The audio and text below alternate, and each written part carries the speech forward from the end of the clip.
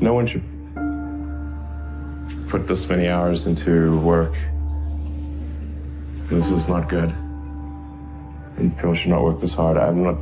They should not do this. It's very painful.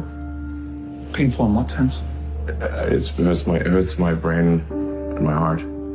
So this is not recommended for anyone.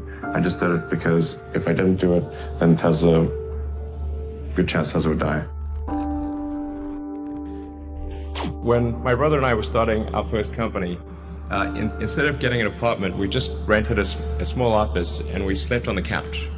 And we showered at the YMCA, and we're so hot up we had just one computer. So the website was up during the day, and I was coding at night, 7 days a week, all the time. And I sort of briefly had a girlfriend in that period, and in order to be with me, she had to sleep in the office. So work hard, like every waking hour. That's the thing I would say particularly if you're starting a company. And if you do simple math, say like, okay, if somebody else is working 50 hours and you're working 100, you'll get twice as much done in the course of a year as the other company. Tesla really faced a severe threat of death due to the Model 3 production ramp.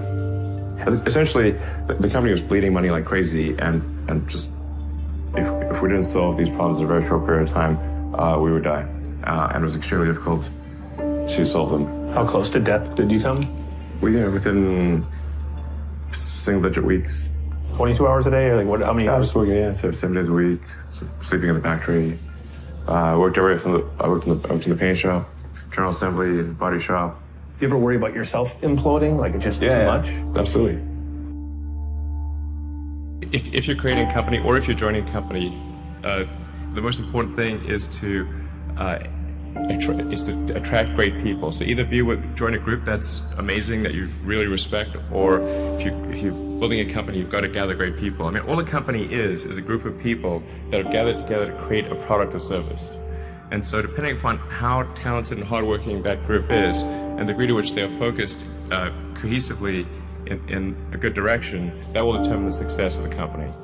So do everything you can to gather great people if you're creating a company. It's good to think in terms of the physics approach, or first principles, which is, rather than reasoning by analogy, you boil things down to the most fundamental truths you can imagine, and you reason up from there.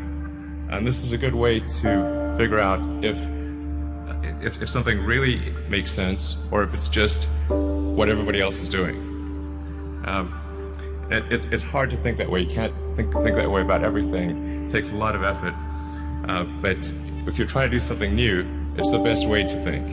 And that framework was developed by physicists to figure out counterintuitive things like quantum mechanics. So it's really a powerful method.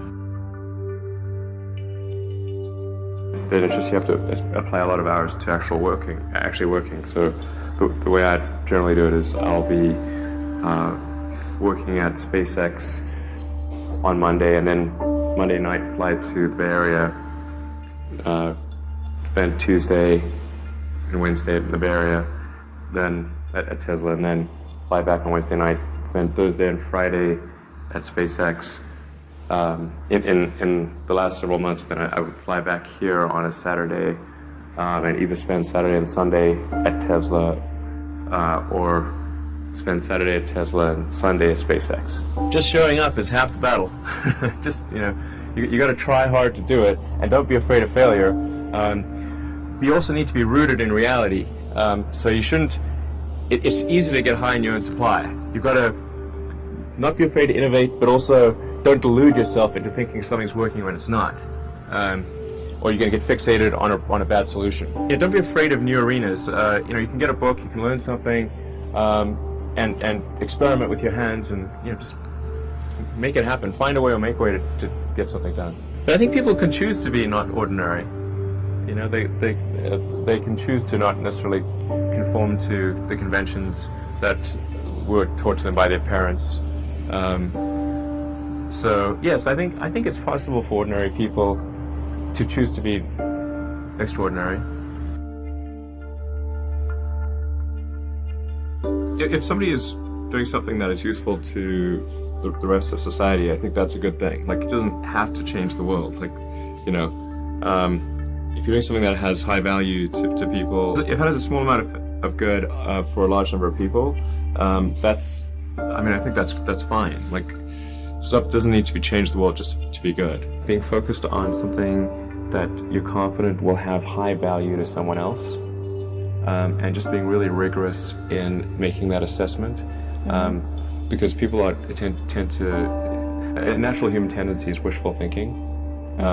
So a challenge for entrepreneurs is to say, well, what's the difference between really believing in your ideals and sticking to them versus pursuing some unrealistic dream that doesn't actually have merit? And that is a really difficult thing to tell. Can you tell the difference between those two things? Right. You know? So you need to be sort of very rigorous in your self-analysis. I think certainly extremely tenacious, and then just work like hell. I mean, you just have to put in, 80 to 100 hour weeks every week. But all those things improve the odds of success. Okay.